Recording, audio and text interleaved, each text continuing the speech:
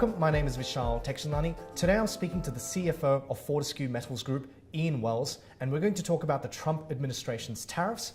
We're going to talk about Fortescue's growth strategy and about its dividend. Ian, great to have you here. Thanks, great to be here. So Ian, there's been a lot of backlash since the Trump administration announced its aluminium and steel tariffs, and as we speak today, they're considering targeting China with some specific measures. What could this do to global trade, and what could the flow-on impact be to companies like Fortescue?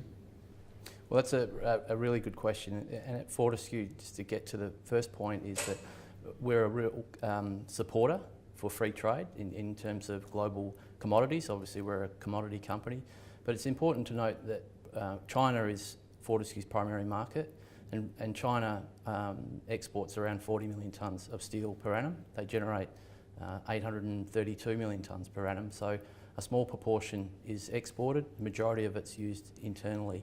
About 5% goes to the US, so we're not expecting a major impact to Fortescue directly. And of course there's the growth associated with Southeast Asia, and steel demand from both China and Southeast Asia is going to continue to grow and be sustainable for into the longer term. So keeping on the topic of policy, the Turnbull government is reportedly close to securing the support it needs to drop the corporate tax rate in Australia from 30% to 25%. If Fortescue ends up paying lower tax, what do you do with the money? Well, first of all, anything that the government can do to provide a benefit to Australian producers, so lowering the tax rate that ensures our competitiveness in the global commodity space is always going to be a good thing. In terms of what Fortescue will do, we'll continue to do what we say we do, is reinvesting in jobs and growth. So let's focus on Fortescue as a company. You've just come off your first half 2018 results, and your key messages were that you've strengthened your balance sheet, you're on track to ship 170 million tonnes of iron ore, and that your production costs are at a record low. So it sounds like you've got a healthy platform for future growth. What does growth look like for Fortescue? Well, growth looks like for Fortescue, so maybe we focus on our capital allocation policy. So our capital allocation continues to be debt repayment. Our balance sheet's never been in better shape. We can reduce debt, we don't have to. Second point is that we'll continue to reinvest back in the business. So investing in mine life extensions, our Firetail mine is going to be extended over the next 2 to 3 years. We're investing in productivity and efficiency improvements, such as the autonomy to maintain our low-cost position on the global cost curve. Number 3, we'll look at low-cost growth initiatives, largely exploration, money in the ground, value-adding activity. And then number 4 is returns to shareholders. Okay. So let's talk about the quality of your iron ore. So some analysts have remarked that you're able to have very, very low production costs, but that the quality of your iron ore isn't as high as your rivals, and hence you need to sell your product at a discount. Should shareholders be concerned about that? And is there anything you can do to increase the quality of your product?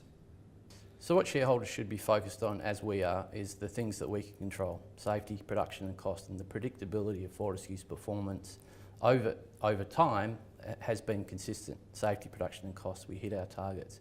But what investors should be really focused on is not the discounts, but what's the price of iron ore that Fortescue's receiving, because it's that price of iron ore that translates into strong and predictable cash flows. And it's those cash flows that we then reinvest back in the business, invest in low-cost growth options, and then, of course, returns to shareholders. Last question, Ian, on dividends. Our investors are very sensitive to the topic of dividends. Can you reaffirm or reiterate what Fortescue's policy is on dividends? So Fortescue has a profit payout policy where we commit to 50 to 80% of net profit after tax on a full year basis. So Fortescue just paid an 11-cent interim dividend, and our full year dividend will be between 50 and 80% of net profit after tax. So what investors know is that our profit, at least half of it goes back to them. The other part is reinvesting back into the business, low cost growth options and debt repayment, which all of those things drive total shareholder returns, inclusive of company profits and returns to shareholders. Ian, thank you so much for coming to speak to me and speaking to NabTrade investors about what's on the horizon for Fortescue. You're welcome. I hope you enjoyed this video. I hope you found it informative. Now, please remember, this isn't a recommendation to transact in Fortescue's shares. If you are thinking about buying or selling shares of Fortescue or any other listed security, it's really important that you do your research and consider seeking financial advice so that you can get the help in making an investment decision that's right for you. My name is Vishal Texalani, and I'll see you next time.